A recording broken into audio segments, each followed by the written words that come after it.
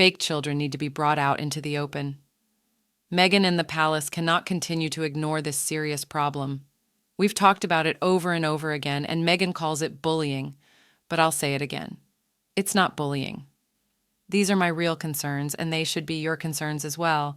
Hey friends, welcome to King's YouTube channel. So let's bring this topic up again. As I said in the last video, Meghan Markle is throwing around wild accusations, and we're finding out the truth about her mystery children. If she doesn't like it, she can call it bullying, but the issue of two questionable children isn't going away the way the palace would like it to. Frankly, this gossip has gotten out of hand. It's no longer just a quiet rumor, although the Queen may have tried to bury it in the palace grounds under the label of bullying. I'm referring to that investigation. The noise is getting louder and louder, and we can't ignore it. The analyses are revealing things we didn't know before, and what we don't know can make all the difference. But where are the doctors? Where are the nurses? Where are the people in charge of anesthesia, for example? Where are the people who were supposedly by Meghan Markle's side when she herself gave birth to these babies? And why are there no records of these births? Why did they hide this from the Queen while she was alive, especially since they supposedly named Lily after her? I don't understand how medical professionals could have helped Harry and Meghan with such deception. Why can't we find out which of the attending doctors confirmed that they were present at Meghan Markle's birth on that particular day? And maybe it's none of our business. Maybe we shouldn't have access to the original birth certificate. Maybe we shouldn't see the names of the doctors or the nurses on the actual birth certificate. But in my opinion, a family member like King Charles or even Prince William should have access to it. After all, if these children are to be included in the line of succession, someone needs to see the original birth certificate. And how can Harry and Meghan claim to want privacy when they hire one of the best PR firms in the world to report on their every move? Well, it doesn't matter anymore.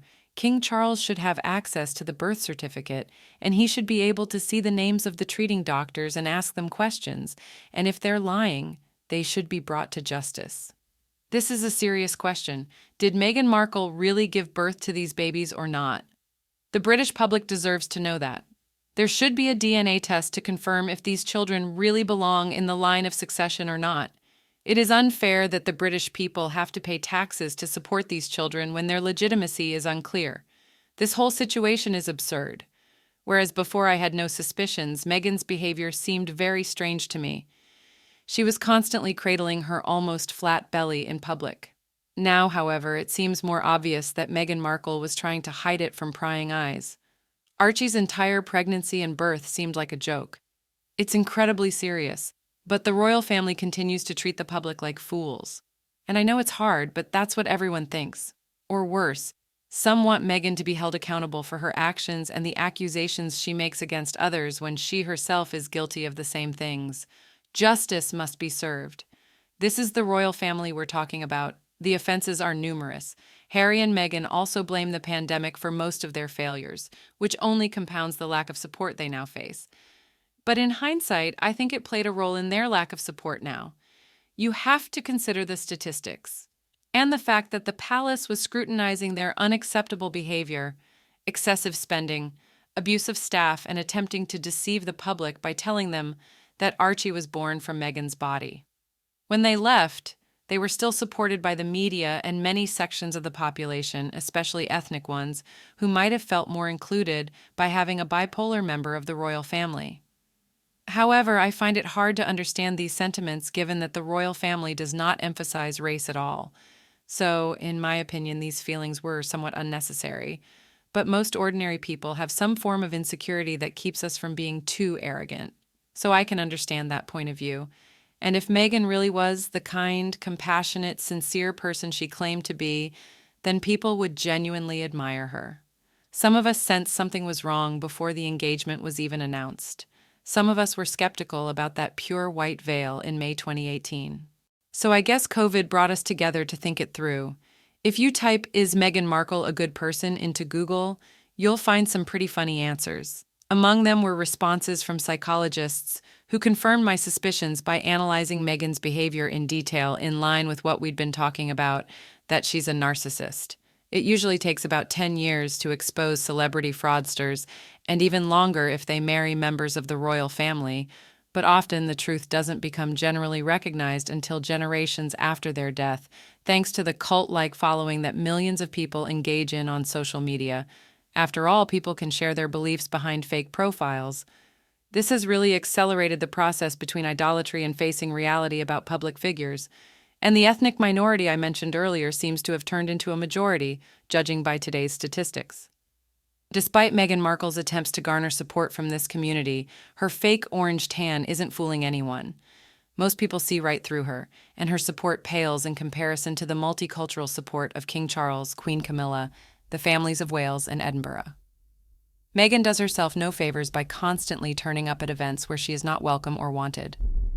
As Tom Bow writes in his book Revenge, Meghan simply brushes off failed endeavors and comes back with a vengeance. This behavior is more characteristic of a psychopath than a latent narcissist, so she could be both. One thing that hasn't changed in either Harry or Meghan is their envy of the Wales family.